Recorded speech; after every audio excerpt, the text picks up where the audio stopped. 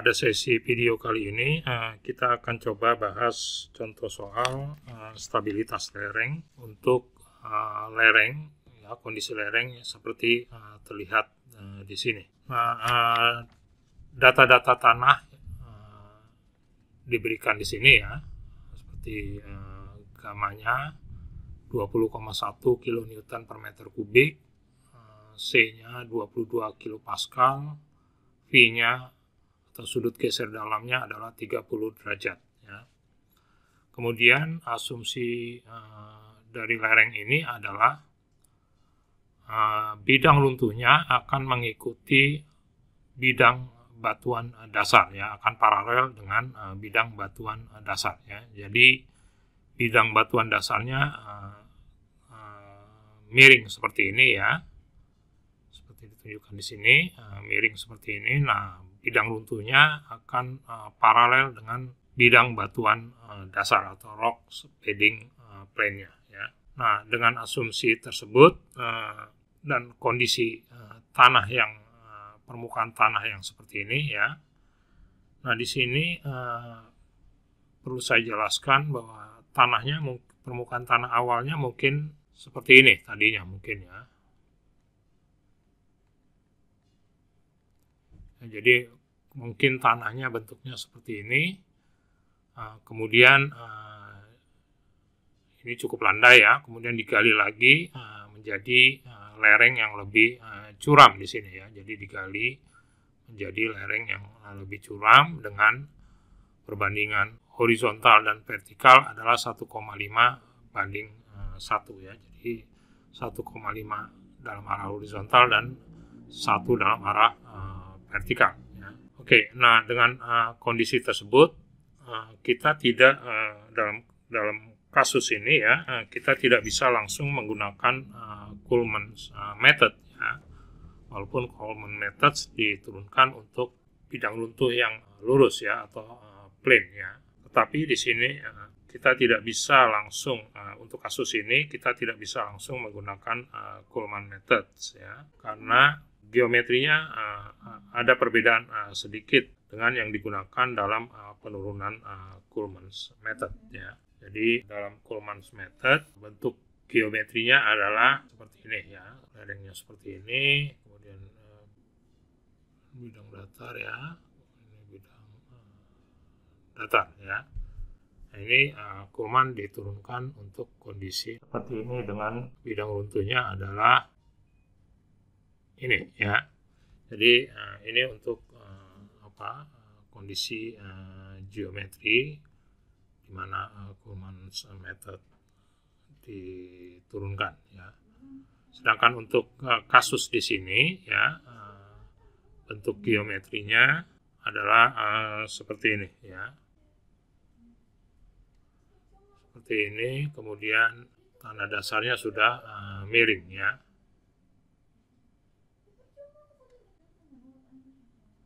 Nah, ini, ya, dan bidang runtuhnya adalah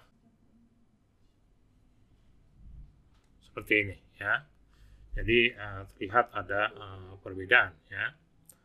Nah, yang kedua adalah yang cukup fundamental adalah dalam metode Coleman yang kita turunkan, ya,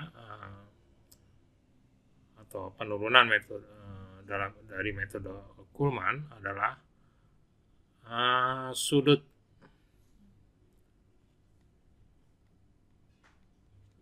bidang runtuhnya ini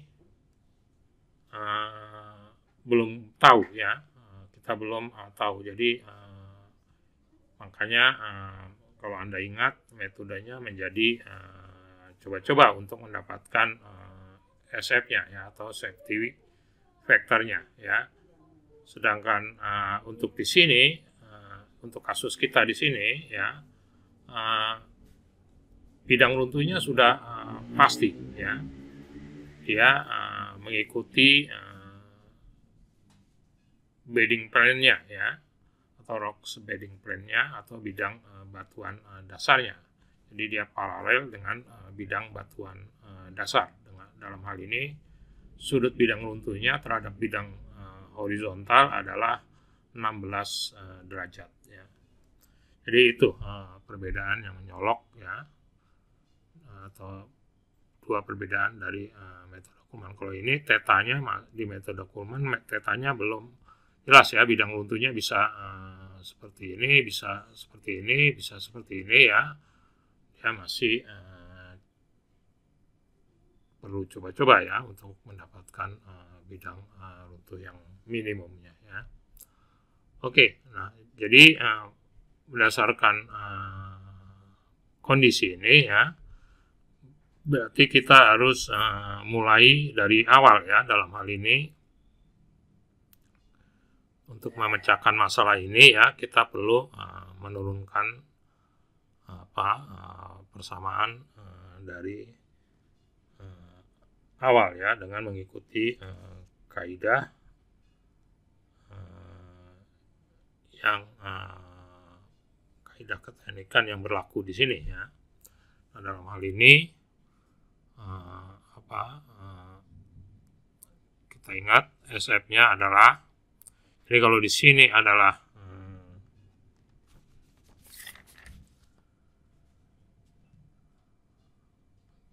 kalau yang menahan di sini adalah di bidang runtuhnya ya, yang menahan adalah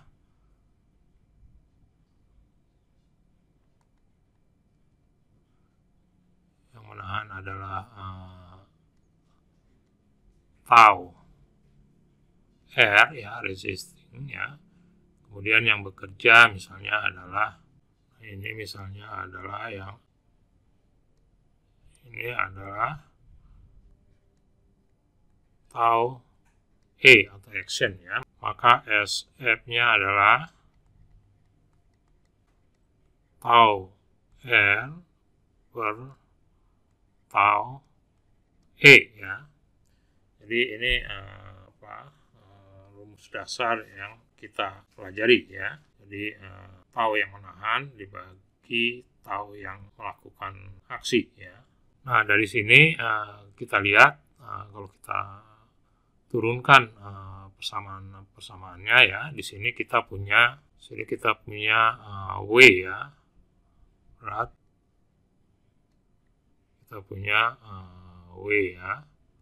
Nah, W ini bisa diuraikan ya, diuraikan menjadi yang tegak lurus bidang runtuh ya, seperti ini, dan yang sejajar bidang runtuh ya. Nah, yang ini adalah W kali sin theta, sedangkan yang tegak lurus bidang runtuh adalah W cos theta ya. Nah, di sini beta ya, beta juga mudah kita cari ya. Nah, perbandingan 1 dan 1,5, maka beta ya bisa saya hitung di sini ya. Tangen inverse 1 per 1,5 ya, sama dengan 33,69 ya derajat. Oke. Jadi beta sudah tahu. Jadi W di sini adalah, kalau ini panjang bidang runtuhnya adalah L ya di sini. Kalau tinggi yang tegak lurus ini kita tahu ya. Misalnya ini bidang yang tinggi yang ini kita tahu nih, yang tegak lurus ini ya. Tegak lurus. Kalau ini misalnya adalah H1 ya.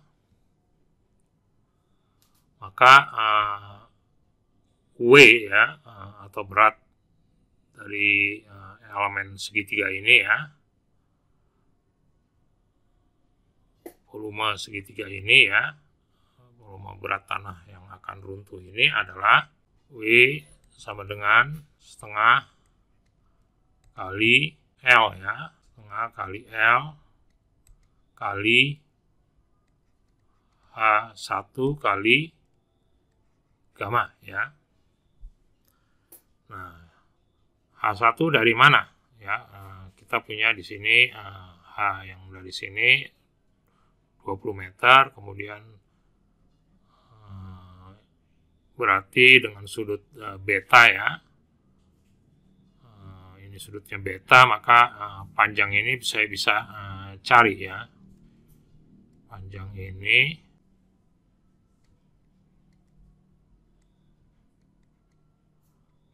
misalnya L1 ya, maka L1 bisa saya cari ya. L1 adalah H per sin beta ya.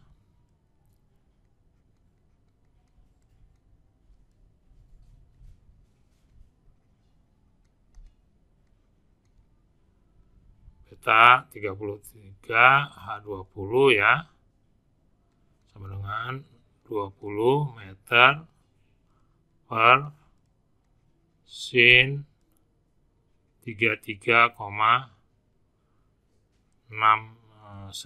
ya, sama dengan ini L1 sekitar 36 meter. Nah, kalau L1 sudah dapat ya, kita perhatikan segitiga yang ini.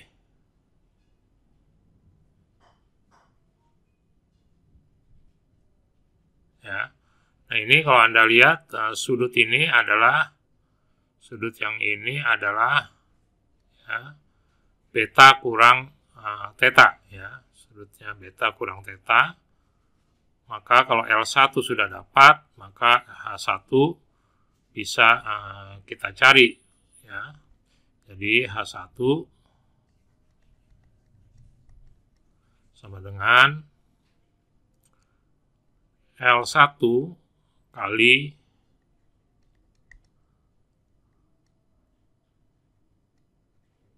sin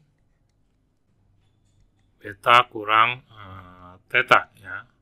L1-nya 36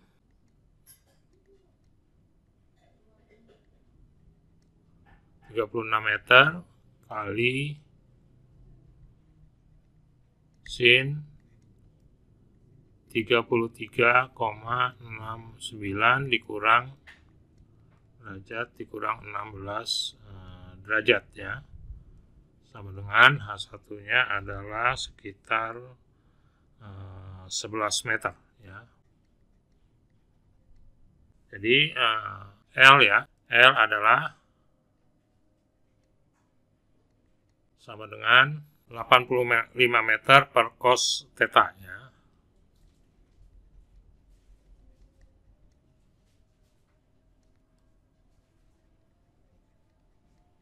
Tetanya 16 ya.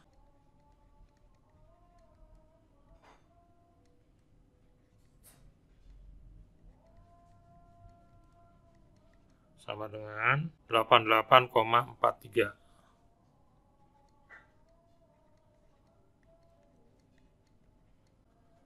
meter ya. Nah, kita sudah dapat, berarti kita bisa hitung W-nya ya. W-nya adalah setengah kali 88,43 meter kali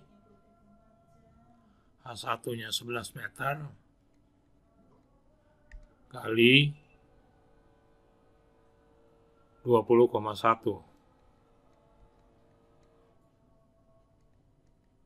kilonewton per meter kubik ya.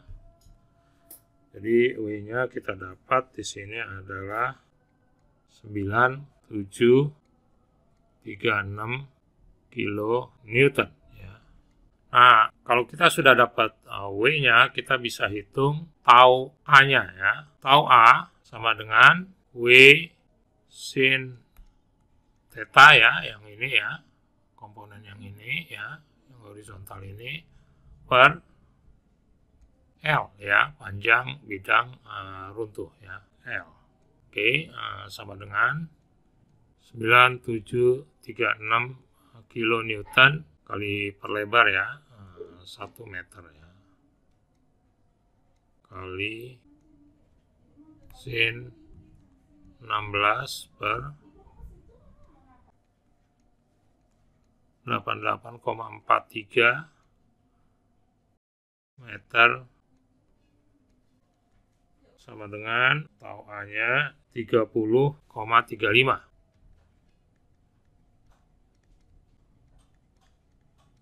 Pascal ya. Kita sudah dapat tau A-nya ya. Jadi tinggal kita cari tau R, di mana tau R adalah sama dengan C plus sigma kali tangen V ya. Nah, sigmanya adalah tegangannya ya, tegangan normalnya ya pada bidang runtuh adalah ini W cos theta per L kali 1 meter ya. Jadi sigma ininya adalah W kali cos theta per L kali 1 meter ya. Ini kita akan dapat kalau Anda masukkan nilai-nilainya sekitar 106 ya.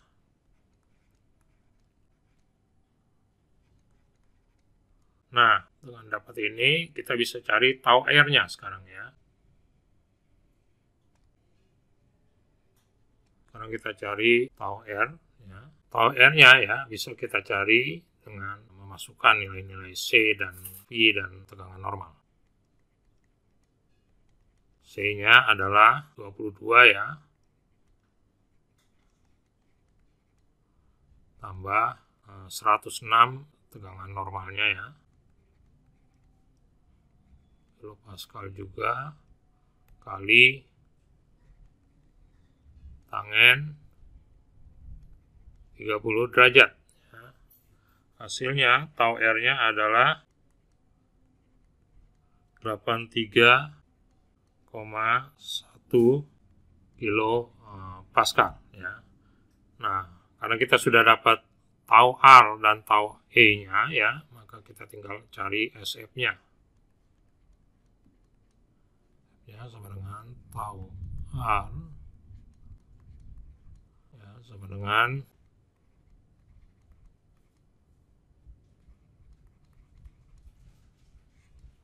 per 30 ya.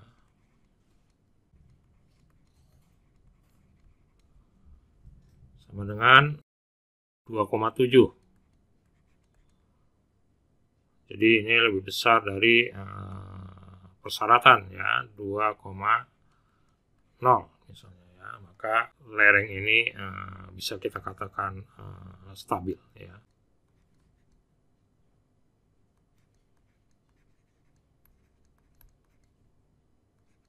Oke, jadi begitu ya cara kita menghitung stabilitas lereng untuk kondisi lereng yang seperti ini ya, dengan data tanah yang diberikan di sini ya. Kita harus mulai dari awal lagi ya penurunan rumusnya ya. Jadi memakai konsep dasar stabilitas lereng ya, di mana tegangan geser yang bekerja harus lebih kecil ya dari tegangan geser yang menahan ya. Nah, itu biasanya persyaratannya meminta kita ya, atau diberi dalam bentuk angka keamanan atau safety factor. Dalam hal ini safety factor yang diminta adalah misalnya 2,0 ya. Maka dalam hal ini setelah kita hitung safety factor kita 2,7, maka bisa kita katakan lereng ini dalam keadaan stabil ya. Oke, mudah-mudahan itu bisa memperkuat ya, atau dalam pengertian Anda tentang bagaimana menghitung stabilitas lereng dalam kondisi lereng yang finite ya. Oke, saya cukupkan pembahasan contoh soal di sini ya. Have a great day.